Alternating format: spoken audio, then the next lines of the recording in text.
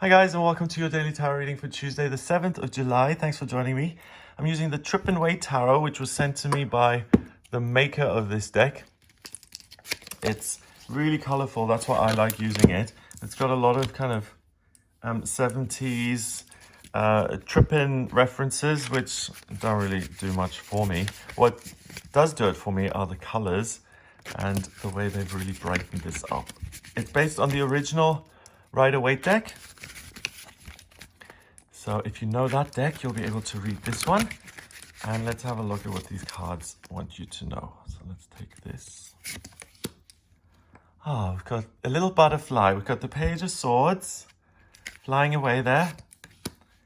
Then we have a blue lady.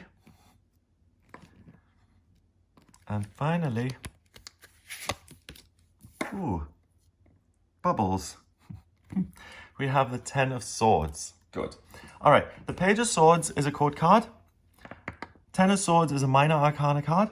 And the Star is a major arcana card. So this is a big fundamental theme in life that's always there. A theme such as punishment or love or finding your way into an institution or letting go of the negative. The Page of Swords is a person or a type of characteristic that's really going to be heightened today. And then the Ten of Swords is a temporary circumstance that the universe kind of brings you, okay? So the main thing here is the Star, letting go of negativity, detoxing from things that make you blue, and letting your light shine, getting vulnerable, there's nothing to be afraid of, and just be you and let your beautiful light enchant the world. So the Page of Swords is someone who is trying to understand how to deal with information and how to deal with communication. So he is someone who's, let's just say this is someone who's going for his first job, for instance, or he's a journalist and he's published his first story, and now he's getting the feedback from the public who reads his story. Page of Swords goes from page to knight to king. So when the Page of Swords is in this incarnation, he's learning how to talk to people properly. He is learning that he needs to have some boundaries in place so that other people don't take advantage of him. He learns how to communicate properly, so he educates himself. He could be a med student in his third year, learning how to be a doctor. It's really about getting the ideas right and getting really au fait when it comes to the mind, reasoning, making decisions that are going to affect other people.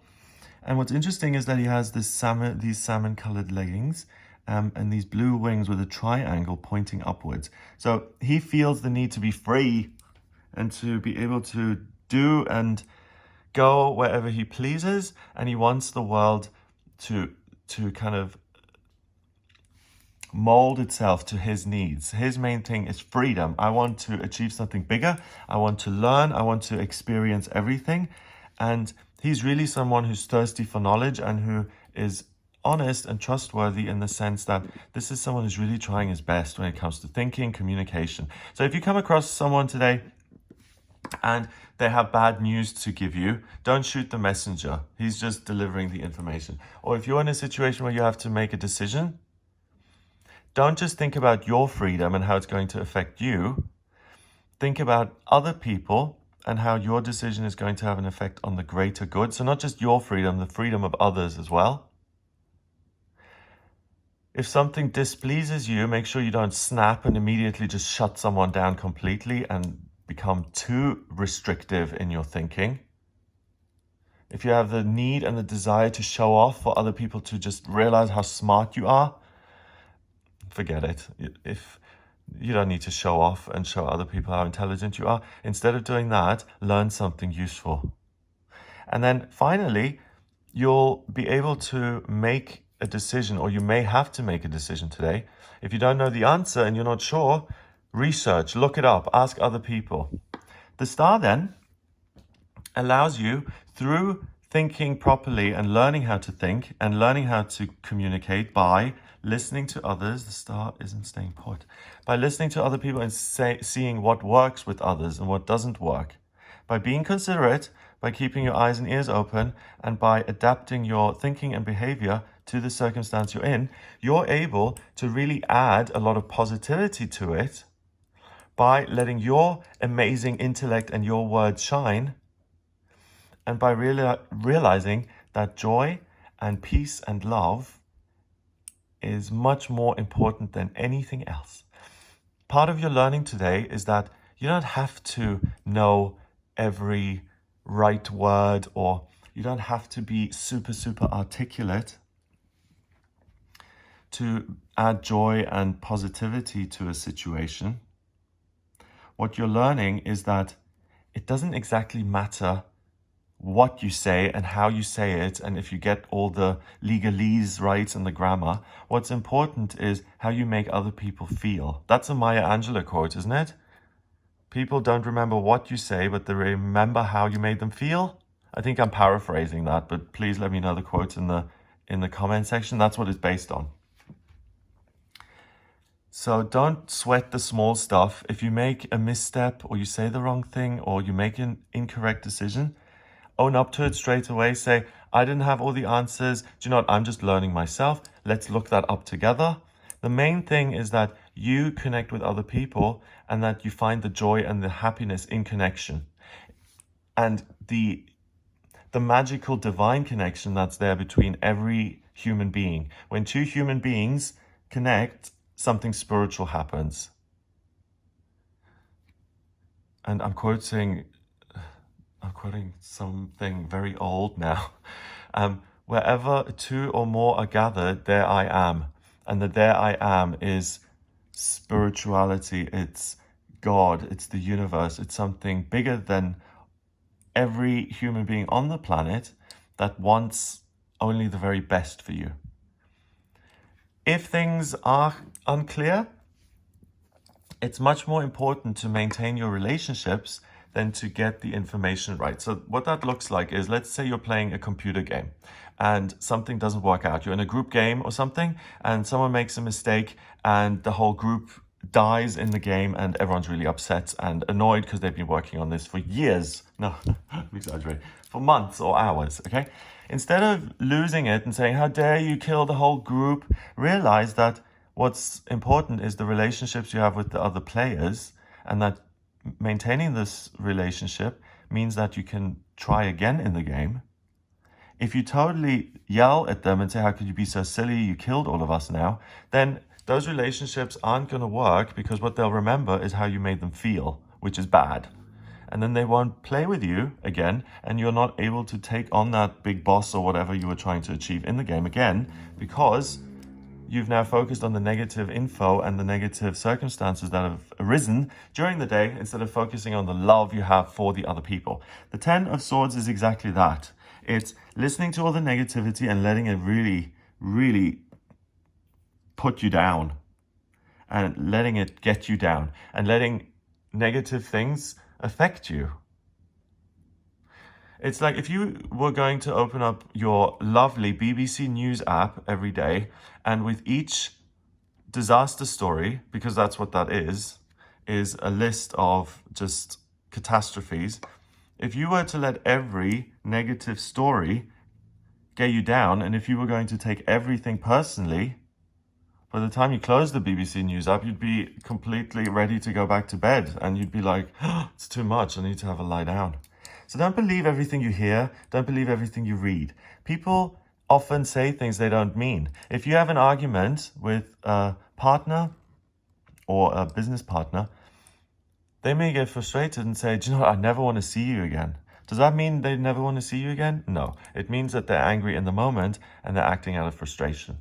Don't believe the swords that are flying around, the negative tidbits and negative news and negative thoughts of fear and worry and aggression. Believe all of the love. Look beyond people's behavior and look at who they truly are in essence. And that's not always easy. If you're a school teacher and the little brat is spitting in your face, you're not going to say, oh, aren't you a lovely little boy? You're going to say, I need to get rid of this kid out of my class. But just because the kid is spitting at you because you told him to do his homework, or you know, whatever, it doesn't mean he's a bad kid. It just means the behavior is frustrated and he doesn't really see you for who you are. He doesn't see the divine being you are. So he doesn't realize that, you know, yelling at you or calling you names or even attacking you or whatever hurts you as a human being. That's what I noticed when I was a teacher. The children, they don't think that you're a human being. It's crazy. As far as empathy goes, if you're looking at that from a kid, by the way, FYI, you'll be waiting a long time. So whether you're connecting with children or your job or contracts or emails or an Excel spreadsheet today, it doesn't really matter what comes your way, because you're the responsible person here. You're someone who has a spiritual side to them. You know that mind is over matter. You know that what you believe in your heart will be manifested.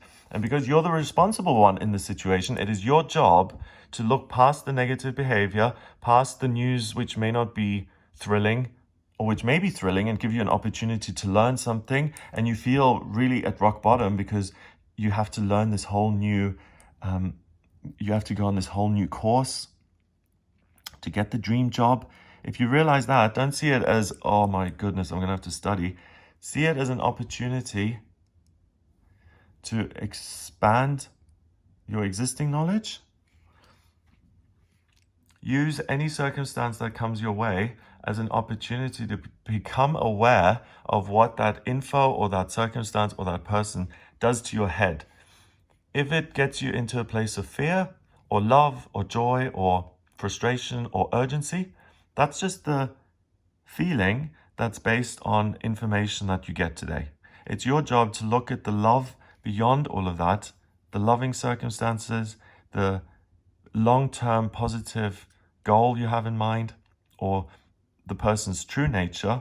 You focus on the goodness in everything today. That will allow you to get rid of the negative stuff, to really get down to basics, to turn depression and a sense of defeat, to turn that around, to let it go, to make space so that you can flourish spiritually, and that will then give you the strength to see the good stuff and not to focus on the negative. And you'll have the opportunity to really add a whole new section of personality to you.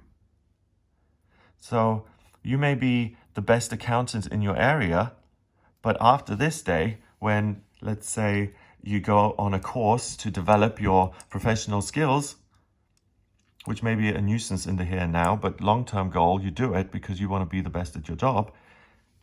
At the end of the day, you did something that you didn't particularly like, but you made yourself vulnerable and real. You learned what you could, and now at the end of the day, you know even more. So not everything may seem hunky-dory today. There may be information or things that are said that you do not like, or there may be circumstances which may seem problematic, and you have to really, instead of going into denial and saying, messenger, go away, or this isn't true, or I'm not dealing with this, whatever, face it head on. Let the circumstances kind of flood you. They can't hurt you. The swords go in one side, out the other. And you're able to detox that negativity, and you're able to then fill in the gaps that are left in you with your wonderful spiritual understanding. So it's going to take a little bit of thought discipline as far as you're concerned. Don't believe anything negative that you see today. Look at it again and do a little bit of extra work to see the opportunities inherent in any situation that you're in, and do a little bit of mental gymnastics to see the long-term goal and the positives in what's going on today, and what you can do to get the most amount of positivity out of the day for yourself, and apply it in some way so that you feel more skilled, more decisive, clearer, more articulate, more able to really see yourself as you really are, and use it as an opportunity to grow intellectually and spiritually. Wow, okay. So no pressure on the day. Not much to do. It is a really good day for you to be able to grow and for you to remember your true nature. Number-wise, we've got a core card as 1. The star is 17, so that's 18. and 10 is 28. 2 and 8 is 10. 10 reduces to 1 in numerology, and 1 is the magician. And we've had that vibration a lot. So it's your responsibility to be the star that you are. No one else's.